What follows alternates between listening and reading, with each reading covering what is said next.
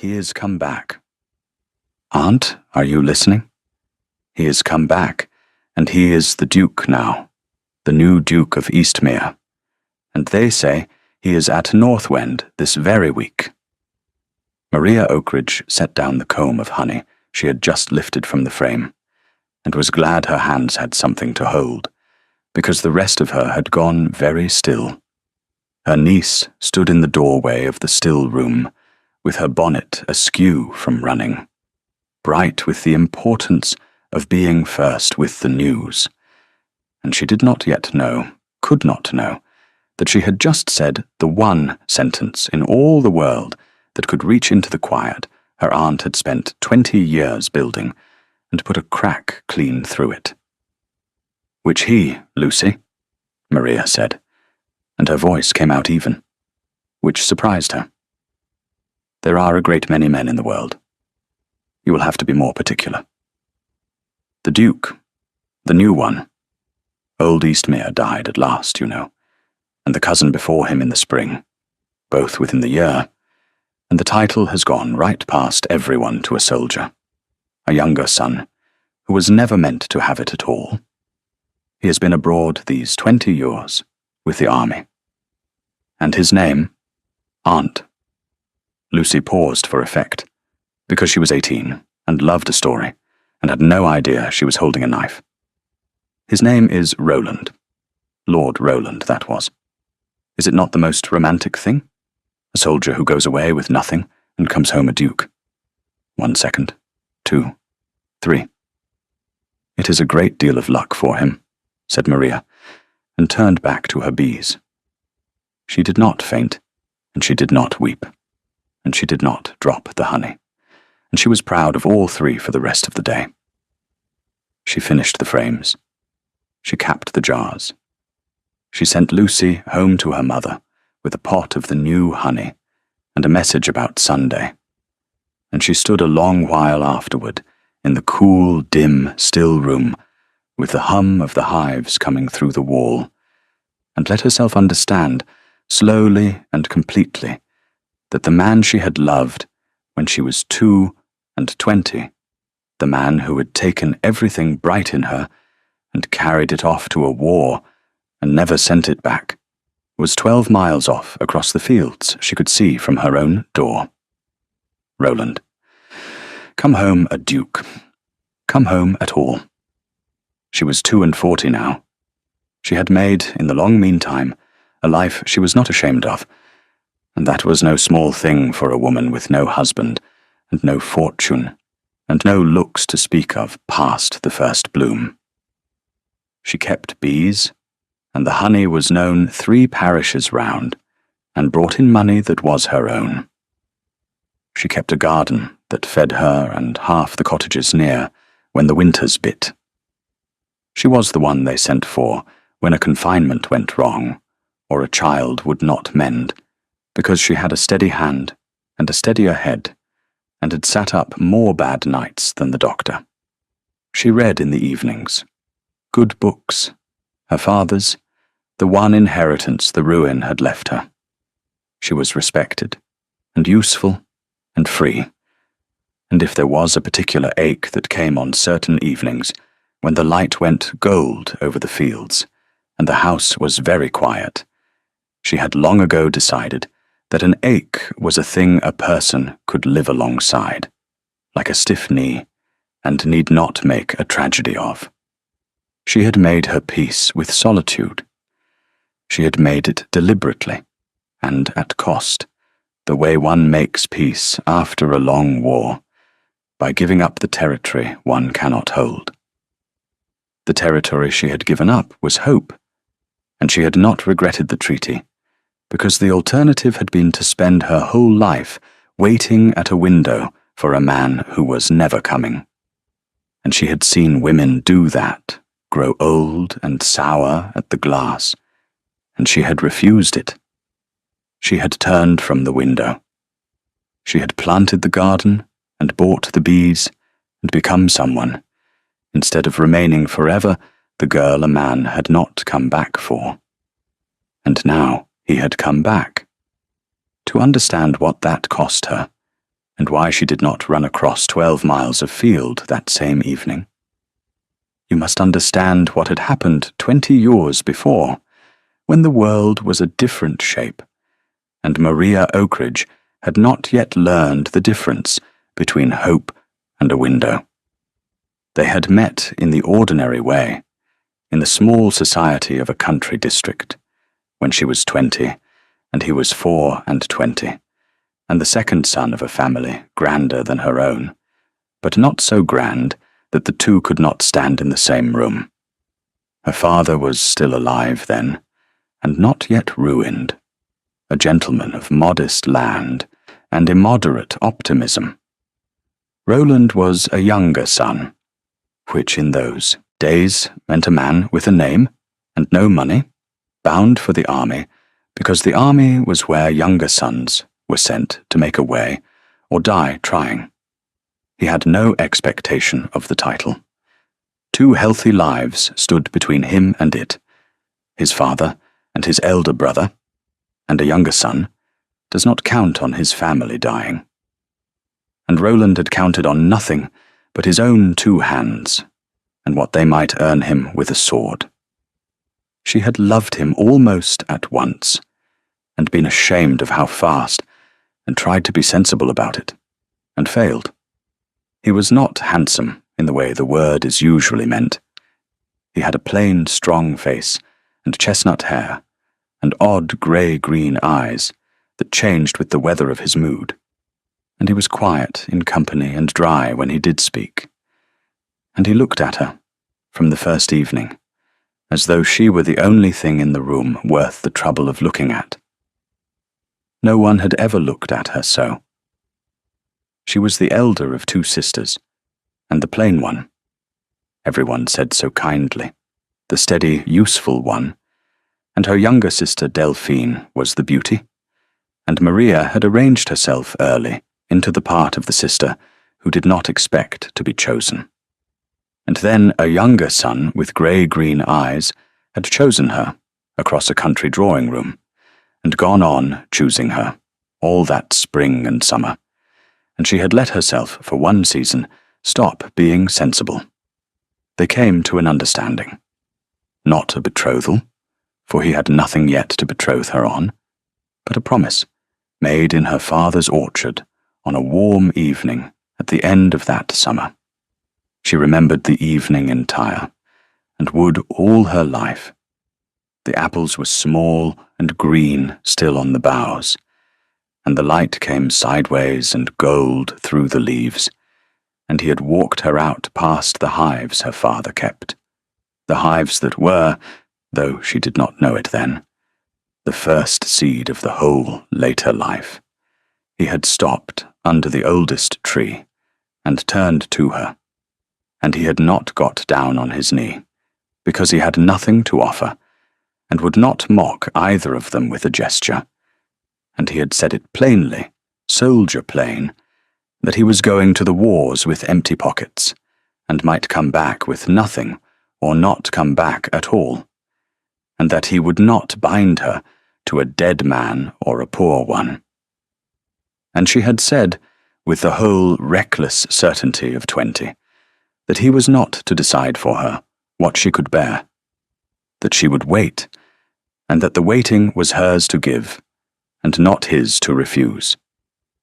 He had looked at her a long moment in the gold light. Then he had taken her hand, and turned it over, and pressed his mouth once to the palm of it, and folded her fingers shut over the place as though to keep it there. And that had been the whole of their betrothal. A kiss in the hand of a girl who did not yet know the world might have other plans. She had meant it the way the young mean things, totally, with no notion that anything could come between a promise and its keeping. He went in the autumn, and for a while the letters came. They came from Portugal, and then from Spain. Soldiers' letters, full of mud and marches, and small dry jokes, and under the jokes, a steadiness that was better than any flourish, a man telling her, without saying so, that he carried her with him, She answered every one.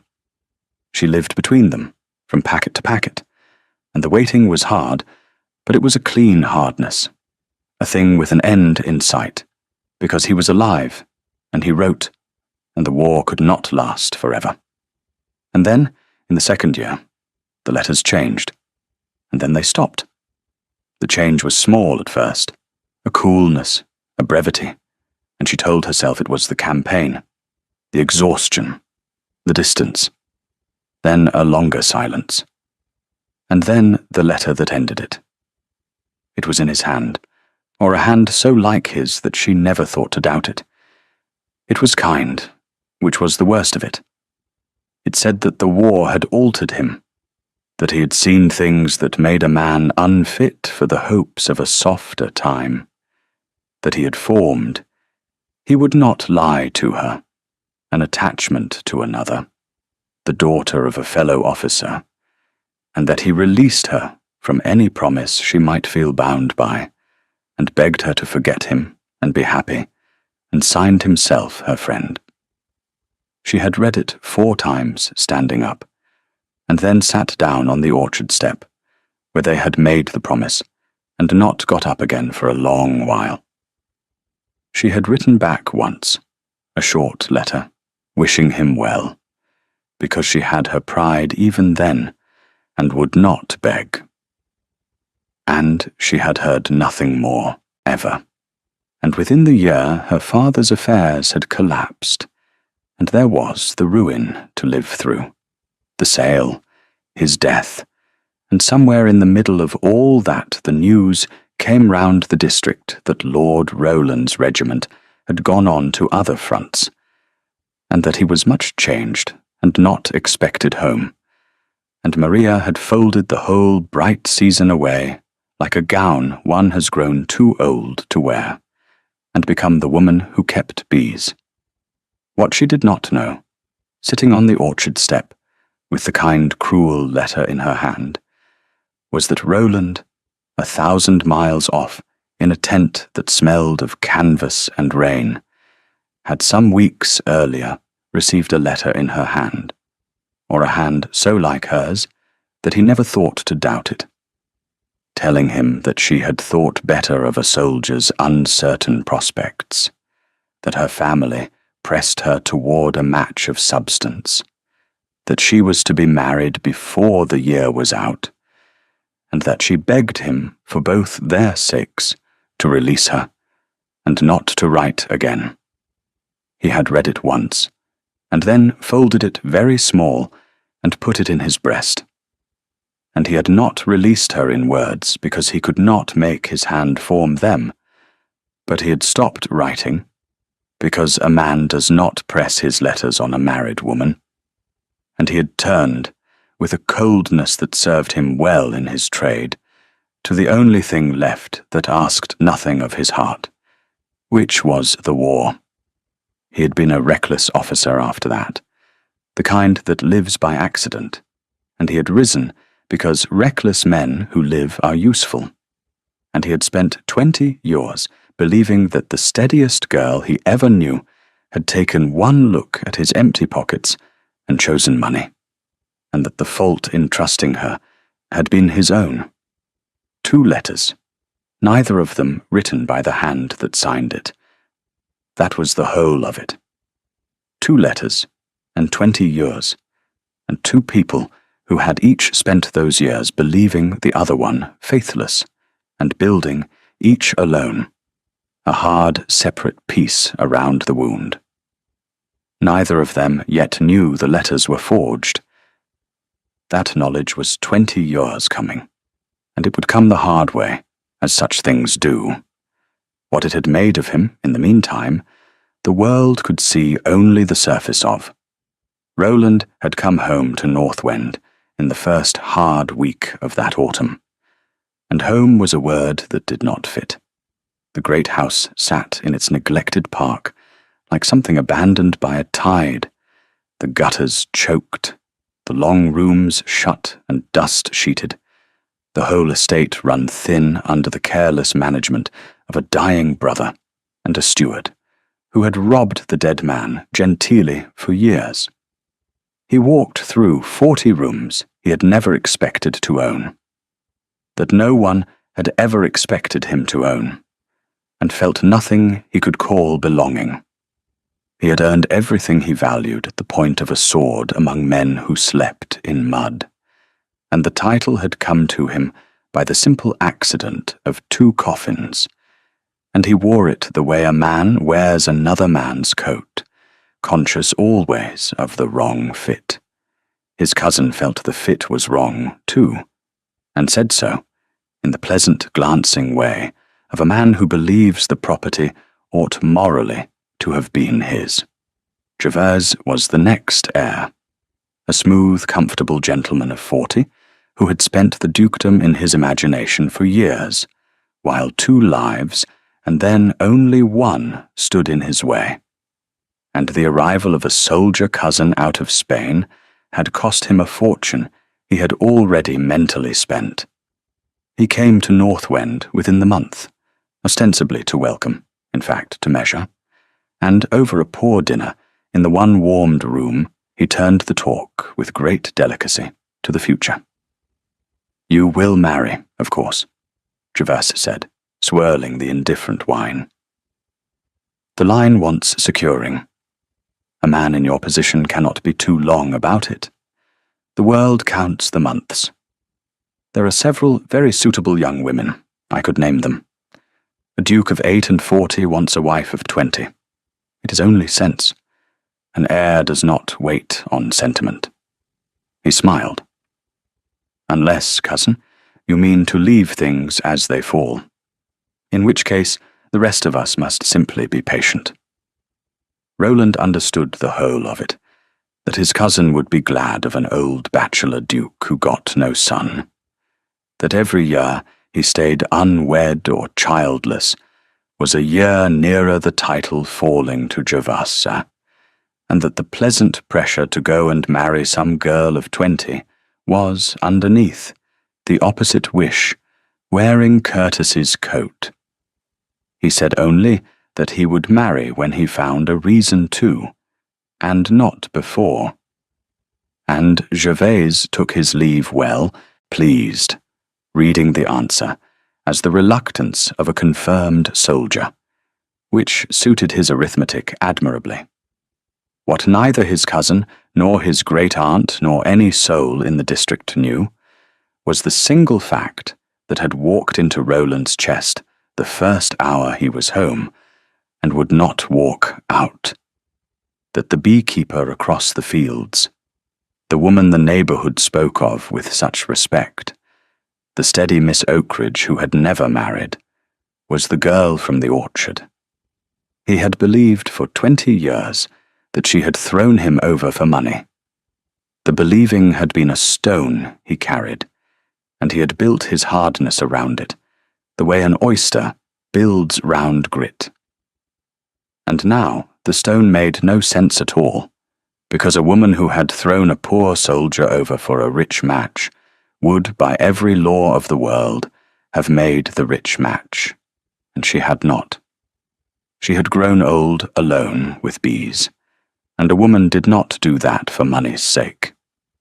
The arithmetic would not come out. It had not let him sleep since the day he learned she was there. And so, against his pride, against his hardness, against the stone, he had taken his aunt's carriage and gone. He came to see her within the week. She had known he would have to, eventually, in a district so small, and she had rehearsed it 100 ways, and was prepared for none of them, when his great-aunt's carriage, not his own, stopped at her gate on a grey afternoon, and he got down from it alone. He was older. Of course he was older. So was she.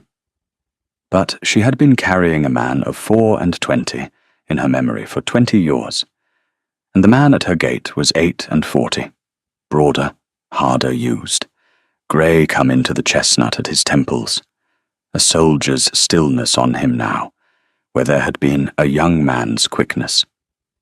The grey-green eyes were the same. They found her where she stood in the doorway, with a trug of beans on her hip, an aging woman in a print gown with earth on her hands, and she watched him take her in, and she lifted her chin and let him because she would be looked at as she was, or not at all, and she was past the age of arranging her face for any man. For a moment neither spoke. The garden hummed around them. A blackbird went on with its evening business in the hedge, as though nothing in the world were happening, which was a mercy, because something was. "Miss Oakridge," he said at last. The voice was the same, and it went through her like a key in an old lock. "I hope I do not intrude. My aunt insisted I pay my respects to the neighborhood. I did not know, until I was told, that you were still—" He stopped, started again, more carefully. "That you were here. Still here. Still Miss Oakridge." He had not known she never married. She saw the small calculation move behind his eyes, saw him fail to make it come out right, and she understood that whatever he had believed of her for 20 years, it had not included her growing old alone in a cottage with bees. And she felt a bitter little flicker of satisfaction that her life had refused to fit his story of it. "Your grace is very good," she said. "You find me as you see. I keep bees. I am told the honey is tolerable." She would not curtsy low. She gave him the bend a respectable woman gives a great man, and no more. "I congratulate you on your title. It was a long road to it, I think." "A long road," he agreed. Something crossed his face at that, some private grief. 2 deaths had made him a duke, a father and a brother, and she had spoken lightly of the road, without meaning to tread on graves. She saw him decide not to mind it. "You are kind. I had not expected—" He looked at the garden, the hives, the neat, hard-won order of it all, the life she had built in the hole he had left. "You have done a great deal here," he said, and there was something under it she could not read, and did not trust herself to. "One does what one can," said Maria, "with what one is left." It was not meant as a blow, but she watched it land as one, watched him take the small, precise hit of it, with what one is left, and she was not sorry. There was 20 years of unsent anger in her, and it had to go somewhere, and it was going, in small, cold, civil pieces, into the most courteous conversation 2 people ever had over a garden gate. He stayed 10 minutes. They spoke of the weather and the harvest and his aunt's health, and every sentence was a door politely closed, and when he left, lifting his hat with a soldier's correctness, she stood at the gate and watched, the carriage out of sight, and then went into the still room and put her face against the cool plaster of the wall, and stood like that until the shaking stopped. She had thought she had made her peace. She found the peace had been a treaty with an absent enemy, and the enemy had come home, and treaties do not hold against the living. We'll take a very short break. If you don't want to miss new stories, please subscribe to the channel. A district so small cannot keep 2 people apart who do not wish to be kept apart, and it cannot, more cruelly, keep apart 2 people who do wish it. They were thrown together that autumn whether they would or no, because the Duke had come home to an estate that had been let go to ruin under his dying brother, and the one person in 3 parishes who knew the land, the tenants, the failing drains, and the disputed boundaries, and which cottage roofs would not see another winter, was the beekeeper at the cottage by the orchard.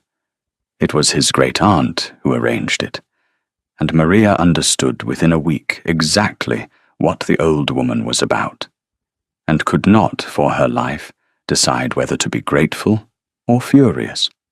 Lady Sibylla was nearly 90, sharp as a lancet, and she had been a girl in the district when Maria's grandmother was a bride. She remembered everything. She remembered in particular a certain summer, 20 years gone, when a younger son with grey-green eyes had been so plainly, hopelessly gone over a beekeeper's daughter that the whole neighbourhood had talked of it. And she remembered when it ended, and she had never believed the version the world settled on, that the steady Oakridge girl had thrown the boy over for money because it had not matched anything she knew of the girl. Old women who remember everything are dangerous to a buried thing. And Lady Sibylla had decided, with the ruthlessness of the very old, who have no time left for delicacy, to dig. So she sent for Maria, on estate business, ostensibly.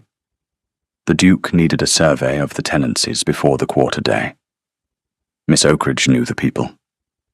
Would Miss Oakridge be so good?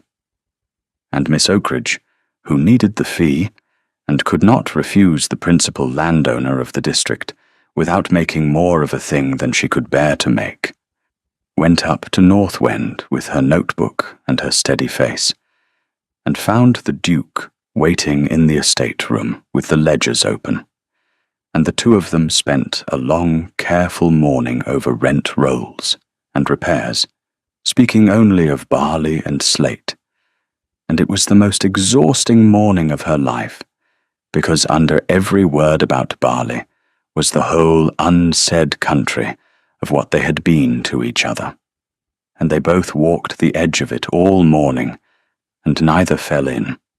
The work itself forced the first true thing between them, and it forced it within days, over a matter that had nothing to do with either of their hearts, and everything to do with the kind of people they had each become. There was a tenancy at the low end of the estate, the Brearleys, a widow and 4 children, and the late Duke's steward had served them notice to quit at the quarter day, the arrears being 2 seasons deep. The steward, a fat civil man named Mr. Soap, who had grown rich on a dying master's inattention, brought the matter to the estate room as a formality, expecting the new Duke to sign where his finger pointed. Maria was there over the ledgers. She set down her pen. "The Brearleys are not in arrears through idleness," she said. "John Brearley drowned in the spring flood, pulling another man's beast out of the race. The widow has kept 4 children, and the rent paid to within 2 seasons on a dead man's holding, which is more than this office managed for the old Duke by these books. If your Grace turns her out, he turns out the cleverest small farmer left on this land, and he does it on the word of a steward who has charged the estate for a new barn roof at Cope's farm 3 years running, and there is no new roof at Cope's farm. I was there on Tuesday." The room went very quiet. Mr. Soap's civil colour drained and then flooded. He began with dignity to be insulted. Roland held up one hand and stopped him, and turned to Maria, and asked her 3 questions, short soldiers' questions, about the roof, the dates, the books, and she answered each one, flat and exact. And at the end of the 3rd he sat back and looked at his steward for a long moment, with the particular attention of a man who has spent 20 years deciding very fast whom to trust with his life. "You will bring me the accounts for Cope's farm before noon tomorrow," Roland told the steward, "and the receipts for 3 barn roofs, and you will not trouble the widow Brearley again until I have read them."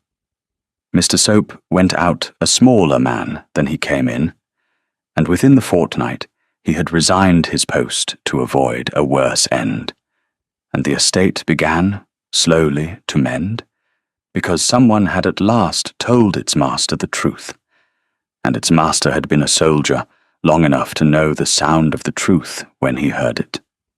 Afterward, alone in the estate room, Roland looked at Maria across the ledgers, with something new in his weathered face. "You would have made a formidable officer," he said. "You saw his flank before I did." "I have lived among these people 20 years while you were away winning your battles," she answered, gathering her papers. "Someone had to mind the ground." She did not say "while you were away" as a reproach, quite, but it sat in the room a moment, the 20 years, the absence, and she let it sit because she was done pretending the years had not happened. And so she saw was he. It became a habit those mornings, because the work was real and took weeks. And in the doing of real work, side by side, the careful doors began, against both their wills, to come ajar. It was in the 3rd week that the first crack showed in the story each had lived by, and it showed by accident, over a question of nothing. They had ridden out to a far tenancy, she on the estate's quiet cob, he on his own horse, to look at a boundary in dispute, and the matter was settled in an hour, and they were turning home through a lane gone gold with the turning year. And he said, not looking at her, in the tone of a man probing an old wound to see if it still ached, "You never married then?" "No," said Maria. "I had understood," he said, carefully, "that you were to, before the year was out, that it was settled." She drew rein. The cob stopped, and his horse stopped, and the lane was very quiet, and she looked at him across the small space between the two horses, with a frown gathering between her brows. "Settled by whom?" she said. "I was never to be married, Your Grace, before that year, or any year. There was no match. There was no man. There was nothing to settle, for there was no money, and no offer, and after a certain letter reached me, no heart for it either. Where did you come by such an understanding?" He had gone very still in the saddle, the soldier's stillness, the stillness of a man who has just heard the ground shift under a thing he has stood on for 20 years. "From you," he said. "I had it from you. A letter, in your hand. You wrote that your family pressed you toward a match of substance, that you had thought better of a soldier's prospects, that you were to be married, and begged me to release you and write no more. I wrote no such letter." Her voice was low, and it did not shake, but the lane had tilted around her. "I never wrote it. I would have cut off my hand first. Roland, I wrote you that I would wait, and I waited, and the only letter that ended anything was yours. Yours, in your hand, telling me the war had changed you, and you had formed another attachment, the daughter of an officer, and that you released me, and I should forget you, and be happy. I have it still. God help me, I have kept it 20 years. "I never wrote that," he said. "There was no daughter of any officer. There was never anyone. There has never in 20 years been anyone but—" He stopped. The two horses shifted. A leaf came down between them, gold turning, and neither watched it fall. "Maria," he said, and it was the first time he had used her name, and neither of them marked it then, for they were both staring at the same impossible shape rising out of the past. "Maria, if you did not write your letter, and I did not write mine, then who did?" And there it was, laid bare in a gold lane on an autumn afternoon, the thing that had eaten 20 years. That they had each been faithful, both of them, all along, that neither had abandoned the other, that 2 letters in 2 forged hands had reached across a war and parted 2 people who had never, for 1 hour, stopped being true. It was the cruelest thing either had ever known, and it was also, in the same breath, the lifting of the cruelest thing. And they sat their horses in the lane, and could not speak for the size of it. She did not go to him. He did not come to her. They were not young, and a wound 20 years deep does not close, because its cause is named.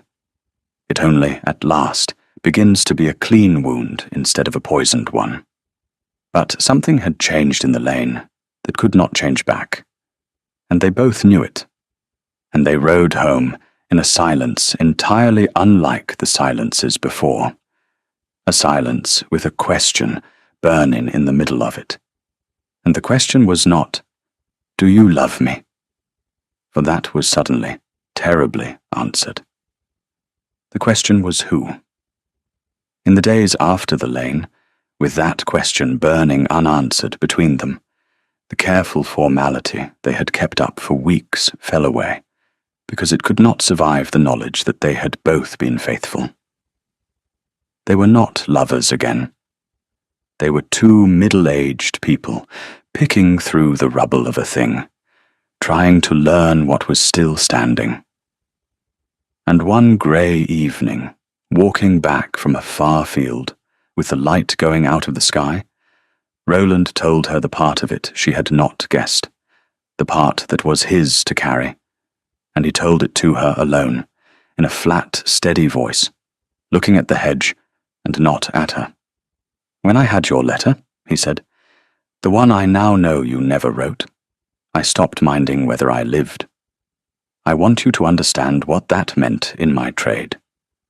A man who does not mind dying is reckoned brave. He is given the worst work, the forlorn hopes, the breaches, and he does them because what is there to lose? I did a great many things in those years that the world called gallant, and gave me steps in rank for, and not one of them was courage. It was none of it courage. It was a man walking into fire because he had been told the one thing that made the fire seem warmer than going home. My whole reputation, the career that in the end carried me up to this title I never wanted, is built on a lie your sister told. I rose because I did not care to live. That is the man you are looking at. I would have you know it before you look at me any longer." Maria walked a little way in silence. The first stars were out. She thought of the orchard, and the steady young man who had carried her with him to the wars, and the reckless stranger the letter had made of him. And she understood that the forgery had not parted two people only. It had killed two people and left two others to wear their names. "Then we are even," she said at last, quietly.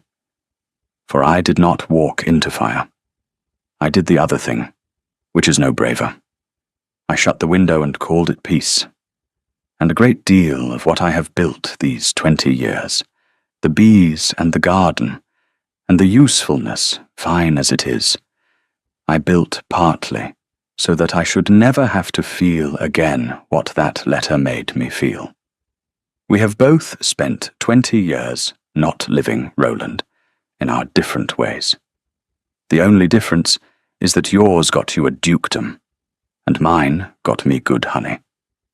Something moved at the corner of his mouth, the first near smile she had drawn from him in 20 years, and it undid her more than grief could have, and she looked away at the stars until she had herself again. But the lifting of the old wound did not lift the present trouble, and the present trouble had a face, and the face was handsome and discontented, and belonged to her sister. Lady Sibylla gave a dinner at North Wend that month to bring the new Duke before the county, and the county came in its curiosity, and the evening became, for Maria, an education in exactly how the world meant to read her. She had been asked because she had become indispensable about the estate, and she went in her one good gown, and she felt the temperature of the room the moment she entered it. The matrons of the district had already settled the story among themselves. that the beekeeper had got her hooks into a duke gone soft in the head from foreign wars, an aging spinster presuming on a girlhood acquaintance, and it was spoken in the language such things are always spoken in. The kind glance, the lowered voice, the loud praise of some blooming girl of 18 offered up pointedly within Maria's hearing, as the sort the Duke would naturally choose. She bore it. She had borne worse, and she had a face for it, 20 years in the making, and she gave them nothing to carry home. Delphine carried the campaign. She arrived radiant with purpose, her daughter Lucy beside her, in a new gown the household could not afford. And she spent the evening steering the bewildered girl into the Duke's path with a persistence that would have been comic had it not been so cold. Lucy by the Duke at dinner. Lucy asked to sing. Lucy's accomplishments praised at carrying volume. And through it all, Delphine's bright voice doing the work. What a pity dear Maria never married. But then some women are not made for it.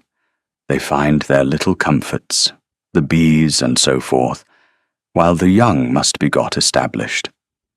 Maria watched her sister offer up the child Maria had half raised, as a counter in a game whose stakes the girl did not even know. And she watched Lucy's misery, for Lucy had no wish to be married to a man 30 years her senior, and every wish not to be paraded. And somewhere across that long, bright, dreadful evening, Maria made a decision, cold and clear, that whatever she herself chose to do about the Duke, whatever it cost her pride, she would not stand by and let Delphine spend Lucy to win an old game. The girl, at least, she would protect. It was the first decision the evening gave her. It would not be the last. Her sister was not the only one made anxious by the way the wind had begun to set. The talk of the dinner reached Gervase within the week, and the cousin came back to Northwend with his courtesy worn noticeably thinner. For a duke who married a girl of 20 and got a son was a manageable disappointment. But a duke who married a spinster of 2 and 40 was a catastrophe, with a different shape entirely. And Gervase had not spent a lifetime counting on the title to lose it now to a beekeeper past childbearing. He did not trouble to be delicate this time. "I will speak plainly, cousin, as one family man to another," he said, though they were neither of them family men, "because someone must, and your aunt will not. The county is laughing. They are saying the new Duke has lost his head over a middle-aged nobody he knew as a boy, a portionless spinster who keeps bees, and that he means to marry her. I have told them it is nonsense, that no man in his senses throws away the succession of a dukedom on a sentiment and a woman who can give him no heir. Tell me I have not told them a lie."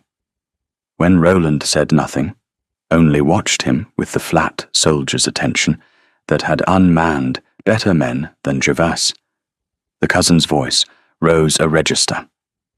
"Think what you do. There is the title, the name, 300 years of it. You would let it pass to me, to my boys, by default, for the sake of a few years' company with a woman the world has finished with. It would be the act of a man unhinged. I say it for your own sake." "You say it," Roland answered, "for the sake of my dying childless, which you have wanted from the hour I came home, and which I begin to think I should arrange purely for the pleasure of disobliging you." He stood. "You may tell the county whatever you please. You may count on the title or not, as suits you. But you will not again, in my house, call that lady a woman the world has finished with, for she has done more useful work in this district in 20 years than your whole line has done in 300, and the world is not finished with her. it has only, like you, never troubled to look at her properly. Good day, cousin. Gervase went, and the threat of the empty cradle and the lost line went with him. And it was a real threat, and Roland weighed it honestly in the weeks that followed, and found, somewhat to his own surprise, that it weighed nothing at all. What settled it for him was a night he was not meant to see, the night old Hester Coombs' grandchild came wrong into the world. He had been riding back late from a far part of the estate when he saw the lantern moving at the Coombe cottage and the knot of frightened people at the door. And he stopped, as a landlord stops, to ask was there trouble. And they told him the doctor was 12 miles off at another bed, and the child would not come, and the young mother was failing, and that they had sent for Miss Oakridge, who was already within. He might have ridden on. There was nothing for a duke to do at such a door. He got down instead, and stood in the dark yard among the tenants. And through the small lit window, he watched her work. He watched Maria Oakridge save 2 lives with her sleeves rolled to the elbow, and her voice low and certain in the terrible little room. Watched her turn a frightened girl's panic into obedience by the sheer steadiness of her. Watched her do with her 2 hands and her cool head a thing the whole science of the age could not have done faster, and bring, near dawn, a living child into a quieted room. He watched the tenants' faces in the lantern light as they waited on her word, and he saw that they did not regard her as the county regarded her, a spinster to be pitied or a fortune hunter to be watched. They regarded her as the most important person in their world, which on that night she was.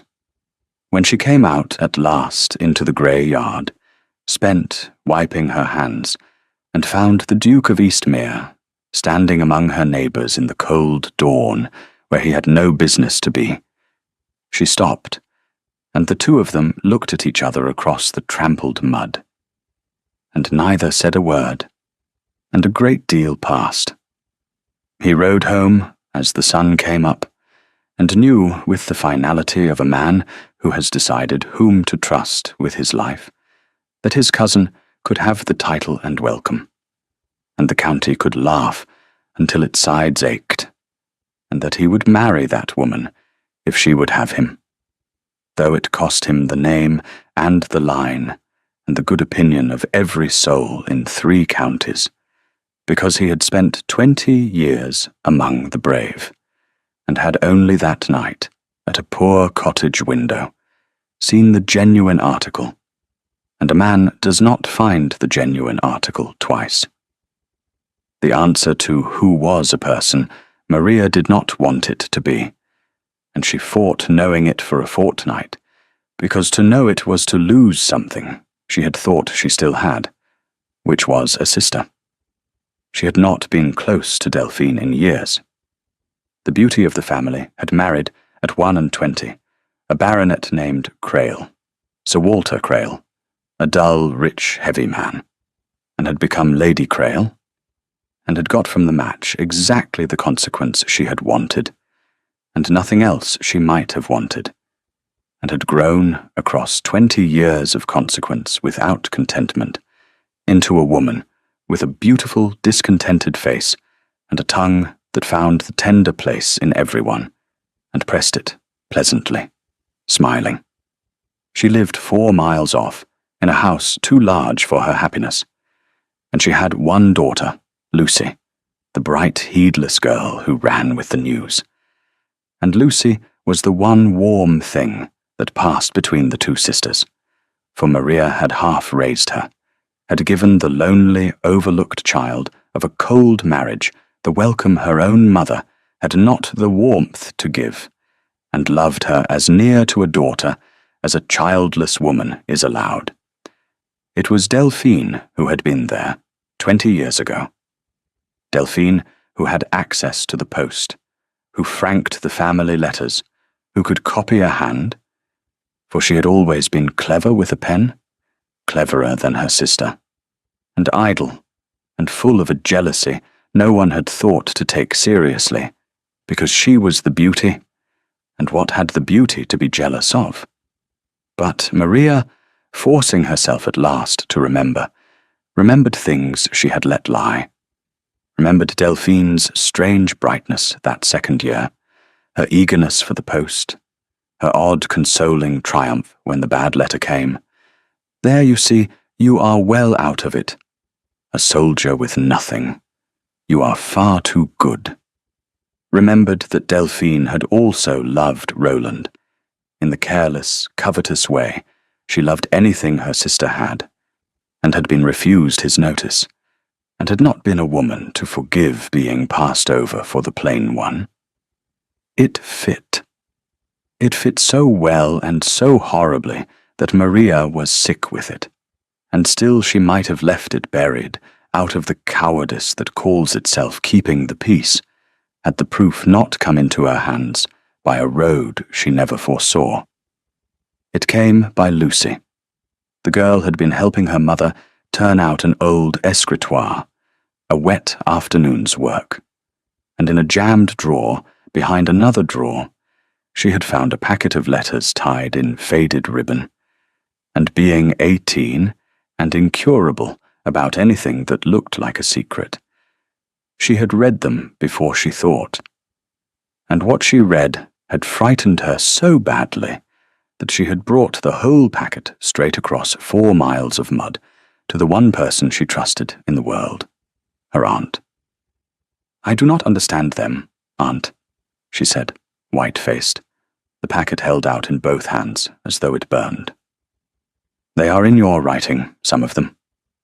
Only I do not think you wrote them. And there is one that is the Duke's writing, and they are about, oh please, will you only look and tell me I have made it into something it is not?" Maria looked. They were the originals. Her own true letters to Roland, the real ones, the ones full of waiting and love, intercepted and never sent, kept these 20 years for a reason no sane heart could supply.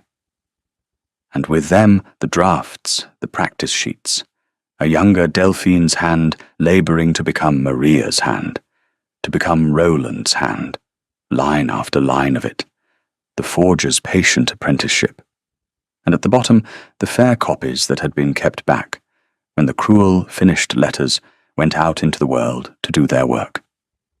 It was all there. It was undeniable. 20 years of 2 lives lay in a faded ribbon in a girl's shaking hands, and the woman who had done it had kept the evidence, had not been able to burn it, which told Maria more about her sister's 20 years than any confession could. For only the guilty keep the thing that would hang them, out of some terrible need to keep the truth alive somewhere, even as they bury it. "You have made it into nothing it is not," Maria said very quietly, and put her arm around the frightened girl, because whatever was coming, the child should not carry it alone. "You have been braver than you know to bring me this. Now you must let me carry it, Lucy. It is mine to carry. It was always mine. There was a thing she had to do before she would let herself go to Roland with the proof, and it was the hardest thing in the whole long business, harder than the gold lane, harder than the cottage gate. She had to face her sister, not for vengeance. She found, looking into herself, that she did not want vengeance, that 20 stolen years had burned the wanting of it out of her, and left only a great weariness and a need to hear the thing said aloud by the mouth that had done it. She went to Delphine alone, in the too large house, in the cold, handsome morning room, with the ribboned packet in her bag, and she shut the door, and she laid the letters on the table between them without a word. Delphine looked at them. Her beautiful, discontented face did not crumple. It did something worse. It went smooth and blank and very old, all at once, the face of a woman watching the one thing she had dreaded for 20 years arrive at last in her own morning room, and there was almost, under the dread, a kind of relief, the relief of the hunted thing that hears the dogs and knows the running is over.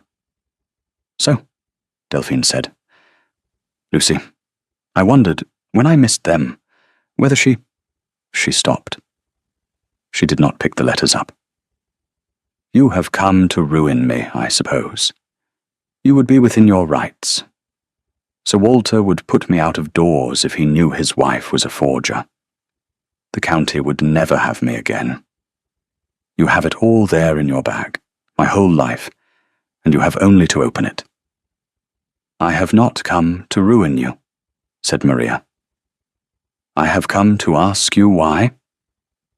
And Delphine told her, because there was nothing left to do but tell, and it came out of her in a flat, exhausted voice with 20 years of acid in it, the whole of it, that she had loved him too, or wanted him, which she had never troubled to distinguish, that she could not endure that the plain sister, the dull, steady one, should have the one man who had ever made the neighborhood sit up, when she, the beauty, was offered only Sir Walter and his consequence, that she had told herself it was for Maria's good, a soldier with no money, a bad match, that she was saving her sister from herself, that she had copied the hands one wet fortnight, almost as a game, to see if she could, and found she could. And then the game had a momentum she could not stop, and the letters went, and the thing was done, and could not be undone. And she had married her baronet, and waited for the gladness the cleverness was supposed to buy her. And it had never come. 20 years it had never come. She had watched her sister keep bees and be loved by the parish, and raise her own neglected child with more warmth than she herself could find, and she had grown only more bitter, because the plain sister had built a life out of the wreckage Delphine made for her, and seemed, damn her, almost happy in it, while Delphine sat in her large cold house with her consequence and her guilt, and grew old, hating the thing she had done, and unable to confess it, and unable to forget it, and unable, above all, to forgive her sister for surviving so well. The ruin meant to break her. "And now he is come back," Delphine said. "A duke, free, and I have spent the autumn telling myself I might still set it right by other means, that if Lucy were thrown in his way, if a young, fresh face, a duke wants an heir, no one would think twice, and I could have, through my daughter, the thing I lost, and bury the old business forever under a new wedding." She laughed, a dreadful small sound. "You see what I am. I would have spent my own girl to cover my crime. I have been trying to marry Lucy to the man I stole from you, to keep you from him a second time. That is what 20 years of it has made of me." She looked up, and her eyes were dry, which was the worst thing in the room. "Go on, then. Open the bag. I have been waiting 20 years for someone to make me stop." Maria stood a long moment in the cold, handsome room and looked at her sister, the ruined beauty, the drowning woman who had pulled 2 other people under to keep from going down alone, and she found that the thing rising in her was not triumph, and was not even, any longer, anger. It was grief, plain grief, for all of it, for the 3 lives the wet fortnight had cost, her own and Roland's and Delphine's own, for Delphine had not escaped the wreck either. She had only thought, 20 years ago, that there was a way to win that did not cost the winner. and there never is. I am not going to open the bag, Maria said. I am not going to tell Sir Walter or the county. Not for your sake, Delphine. I will not pretend it is for your sake. For Lucy's. The girl has done nothing, and she loves you. God knows why. And I will not make her the daughter of a public disgrace to satisfy a justice that will not give me back a single one of the years you took. But hear me. You will not go near him with that child again. You will let Lucy make her own match in her own time, far from your scheming. And you will live the rest of your life knowing that I know, and that I chose not to ruin you, which you will find, I think, is a heavier thing to carry than ruin would have been. That is all the punishment I have it in me to want. It is more than enough. She took up the packet, the true letters and the false, and she went out, and she left her sister sitting alone in the large cold room, with 20 years of consequence, and no one in the world to tell. And that was the end of Delphine in any way that mattered, though she lived on a long time after, diminished, watchful, never quite forgiven, and never quite punished, which was, as Maria had said, the heaviest sentence she could have been given. She took the letters to Roland that same afternoon, because some things must not be slept on. She found him in the estate room at Northwend, and she laid the packet on the table among the ledgers, the true letters and the forged drafts together, and she watched him read them, watched 20 years rearrange themselves behind his weathered face, watched the grey-green eyes go bright, and then wet, and then, at last, fixed on her with a look she had not had from any living soul in 2 decades. All this time, he said. His voice was not steady. All this time you were true, and I believed. He put the letters down. His hand was not steady either. I went into the rest of that war wanting to die, and behaved accordingly, and lived by accident. And I told myself it was the war that had hollowed me. And it was not the war.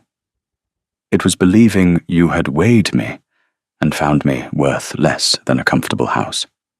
20 years I have carried that, and it was a lie, a thing your sister wrote one wet fortnight, and we have lost.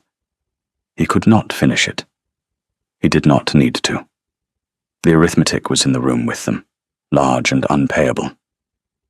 We have lost the years, Maria finished for him, gently, because one of them had to say it, and her voice was the steadier. Yes, we have. I will not let either of us pretend we have not. I am 42, Roland. You are 48. The orchard where you made me that promise belongs to other people now, and my father is dead, and your brother, and the young man, and the young woman who stood in it are as gone as if they had died, because in a way they did. The lie killed them, and we are what grew after. I have made my peace with that. I made it long ago, before I knew it was a lie. I do not know how to unmake it, and I am not sure I should try. Maria. He came round the table. He did not touch her. He had learned, somewhere in 20 years, not to reach for things he had not been given leave to take. I am not asking for the orchard. I know it is gone. I am not such a fool as to come to a woman of 42 and ask her to be a girl of 20 for me. I should despise myself, and you would be right to despise me. I do not want the girl in the letters. I have read the girl in the letters this afternoon, and she breaks my heart. But she is not who I have spent 3 weeks unable to stop thinking of. That is the woman who told me one does what one can with what one is left, and let me feel the edge of it, and was right to. The woman who keeps bees and balances her own accounts, and is sent for when the doctor fails, and does not need me, does not need any man, has made an entire life that asks nothing of me. He drew a breath. I am too old and too plain and too late to offer you a romance. I am offering you a marriage, to a tired soldier who has been a duke 6 months and hates it, who needs, more than he has ever needed anything, one person in the world who knew him before the title and will tell him the truth without it. That is you. It was always going to be you. It was you in a tent in Spain, and it is you in this miserable ledger room, and it will be you when they put me in the ground. Not the girl. You, the woman who did not wait at the window. Will you have me, knowing exactly what we have lost, and exactly how little time is left to make anything of what remains? She was quiet a long moment. Through the window, the autumn light lay gold over the neglected park he had come home to mend, and she thought of her hives and her garden, and the long-ordered solitary piece she had built stone by stone out of the rubble he had not, after all, made, and she understood that he was not asking her to give that piece up.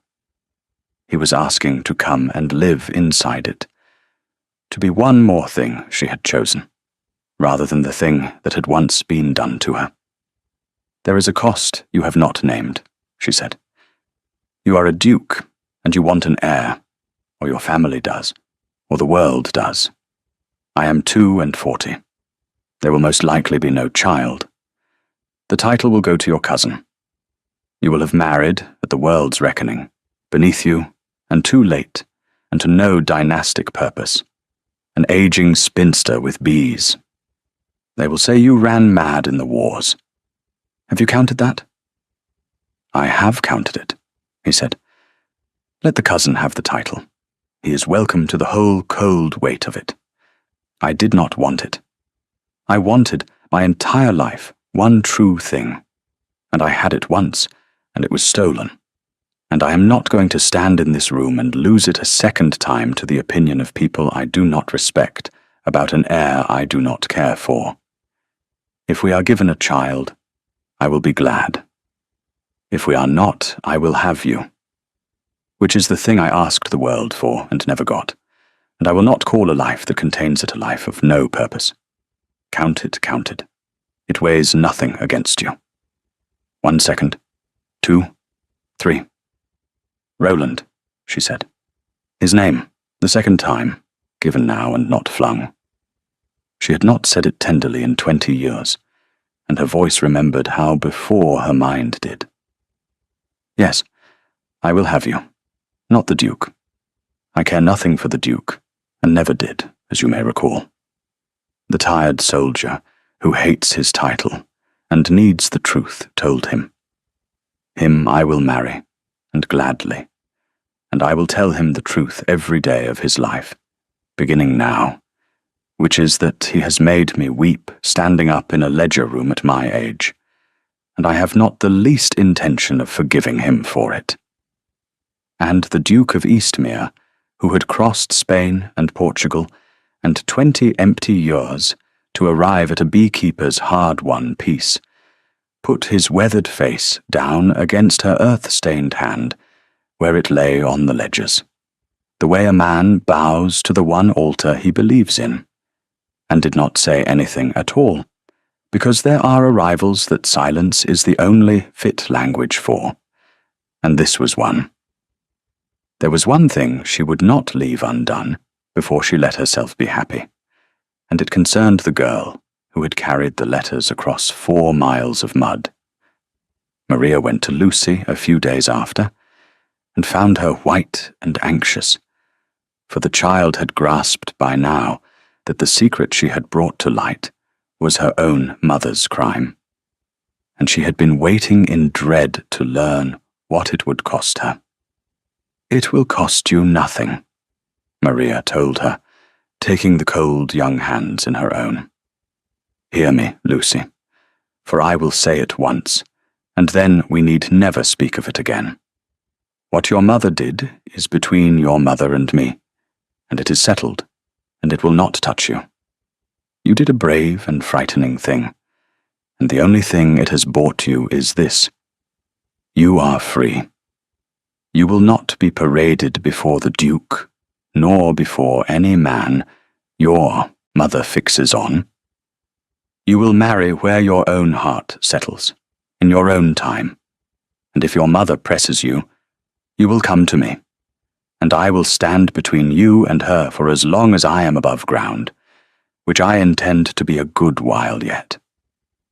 The girl wept then, the easy cleansing tears of 18, and Maria held her, and understood that of all the things the forged letters had stolen, this at least could be given back in the next generation.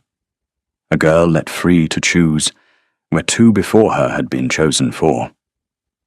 That settled, she did a thing she had not done in 20 years. She let herself want something openly, and then she went and stood with the wanting alone to be sure of it. It was evening, and she walked out among her hives in the last of the light, the bees gone quiet, the air sweet with the late flowers, and she made herself look hard at what she was about to do. She was giving up a great deal.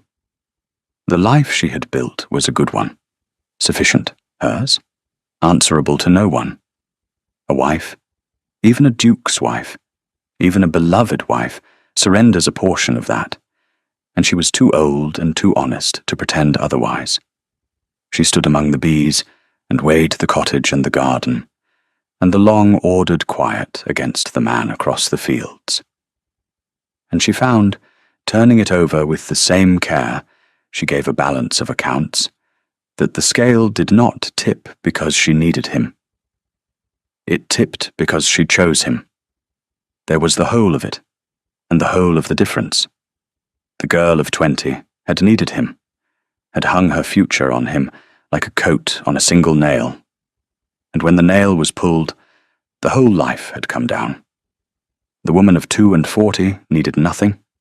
She had built a wall that stood on its own, and into that standing house she would now, of her own free will, with her eyes open and her accounts balanced, invite one tired soldier to come and live.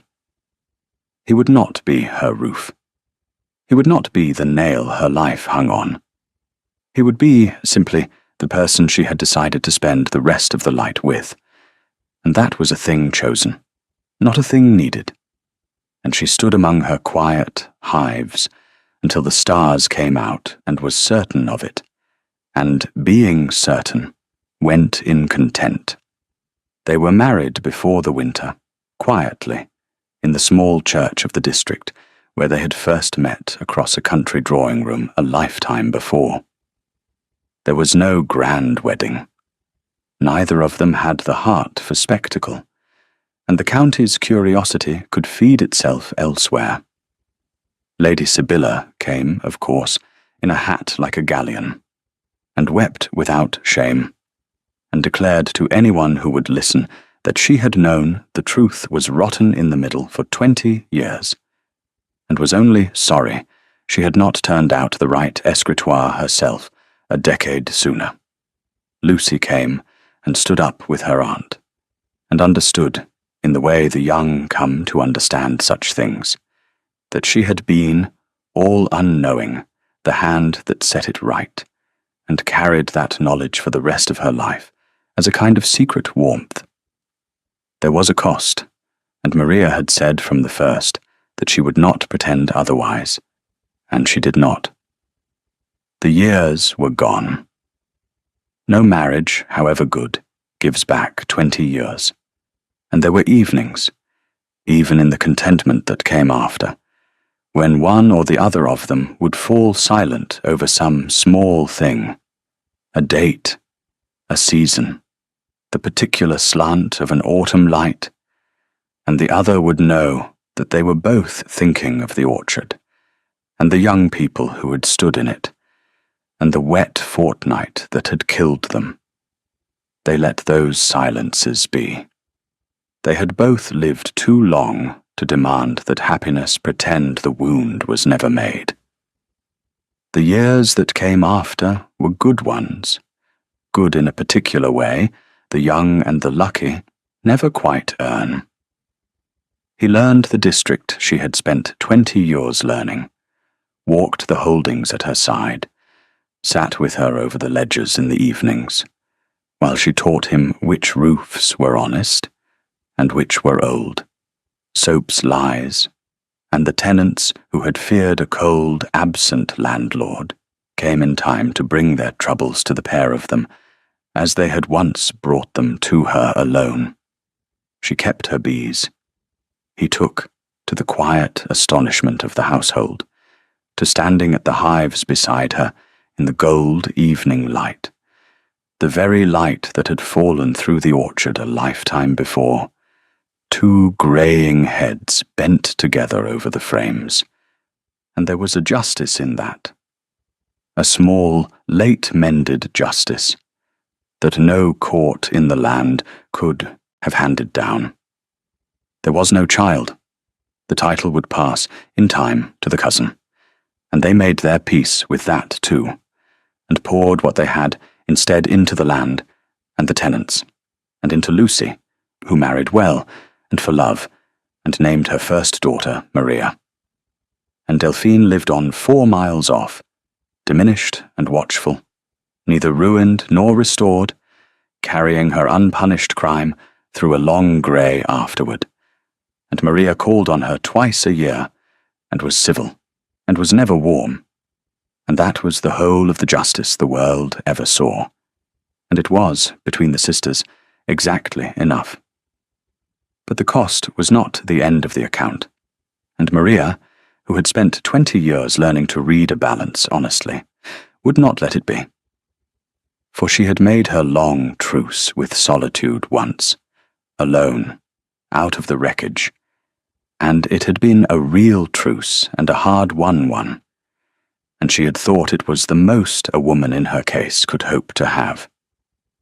And then a door had opened, and what came through it had not been, as she had braced herself to find, the ruin of that peace.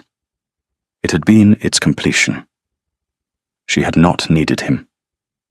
That was the thing she came to treasure most, in the warm, late years that followed, more even than the love itself, that she had built a whole sufficient life with her own 2 hands, and had not needed any man to make it whole, and that out of that sufficiency, not out of any hunger, she had chosen him freely, knowing the cost, a tired, true soldier, come home at last to the one woman who had never, whatever she had been told, stopped being his.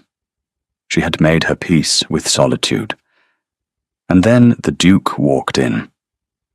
And it turned out, after all the long, cold arithmetic of the years, that the peace had not been the end of her story, but only the place she had to reach before the rest of it could begin. Thank you for listening to the story all the way to the end. Please tell us which city you're watching from, and what the story made you feel. Don't forget to subscribe so you won't miss new stories.